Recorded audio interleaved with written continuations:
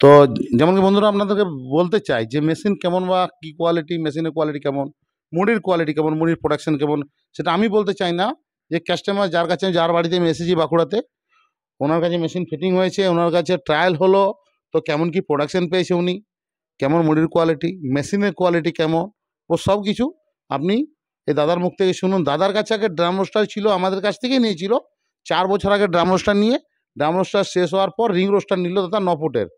আগে drum roaster ছিল যেটা 8.5 ফুটের, 8 ফুট 8.5 ফুটের ড্রাম রোস্টার বলা হয়, সেই ড্রাম রোস্টার ছিল 150 থেকে 200 কেজি যে ক্যাপাসিটি ড্রাম রোস্টার সেটা।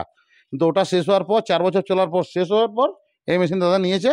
তো আমি দাদাকে জিজ্ঞেস করছি যে দাদা মেশিন কেমন বা সব কিছু দাদার ব্যাপার, মেশিনের ব্যাপারে বা দাদার ব্যাপারে। দাদা আপনার নাম কি? দীপক কর্মকার, বাঁকুড়া। বাড়ি বাঁকুড়া তো? বাঁকুড়া। আচ্ছা, আপনি এখন যে মেশিনটা নিয়েছেন, আগে তো ড্রাম রোস্টার ছিল, তো এখন মেশিনের কোয়ালিটি কীরকম বুঝছেন? মেশিনের কোয়ালিটি আজকে টাইল দিলাম, মোটামুটি ঘন্টায় 3 কুইন্টালে 25-এর মতন টাইল পেলাম। এরপর ভবিষ্যতে এর থেকে আরও বেশি করা যাবে। এখন তো ভাটিটা আজকে নতুন হয়েছে তো। হ্যাঁ, যেমন দাদা যেমন বলছে যে 3 কুইন্টাল 25-30 কেজি আজকে 1 ঘন্টায় প্রোডাকশন দাদা পেয়েছে। তো আরও বাড়বে কারণ কাঁচা ভাটির মধ্যে এখন কাজ হয়েছে। একদম আপনাকে ভাটিরও দেখাচ্ছি, পুরো কাঁচা ভাটি। তো যেমন দাদা বলছে দাদার অভিজ্ঞতা, দাদা অনেক দিন ধরে কাজ করছে এই ব্যাপারে, তো দাদার অভিজ্ঞতাটা অনেক বেশি মুড়ি ভাজার ব্যাপারে।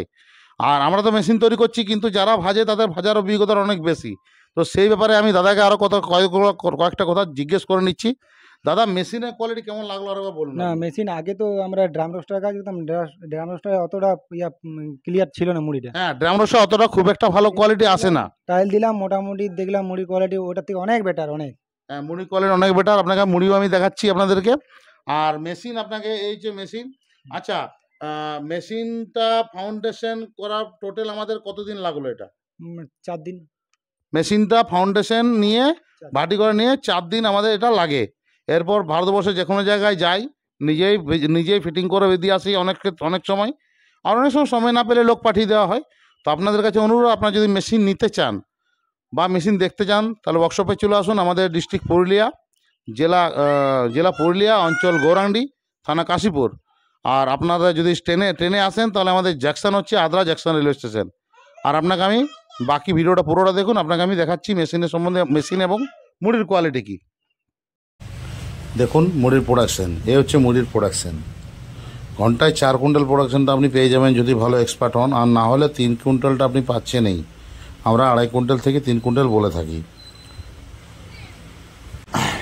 তারপর আপনাকে মুড়ির কোয়ালিটি দেখাচ্ছি, মুড়ির কোয়ালিটিটা দেখুন।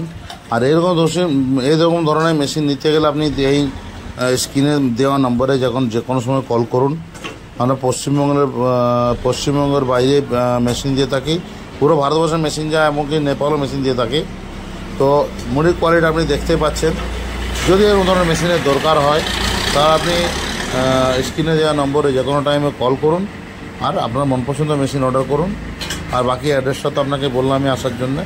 তো ভিডিওটা যদি ভালো লাগে তো লাইক কমেন্ট শেয়ার অবশ্যই করবেন। আর যদি আপনি নতুন হন চ্যানেলে সাবস্ক্রাইব করবেন। ধন্যবাদ।